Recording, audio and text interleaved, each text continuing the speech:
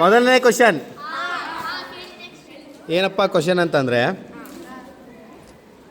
ಕೈಲಿದ್ದಾಗ ಒಂದು ಬಿಟ್ಟರೆ ಎರಡು.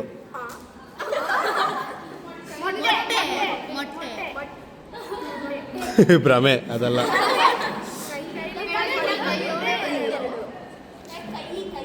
ಹ್ಞೂ ಕೈಯೇ.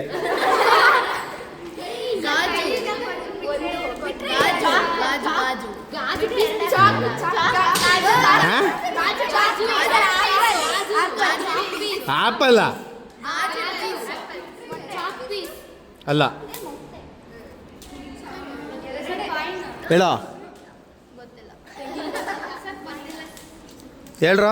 ಗೊತ್ತಾ ನಿಮಗೆ? ನಿಮಗೆ ಗೊತ್ತಾ?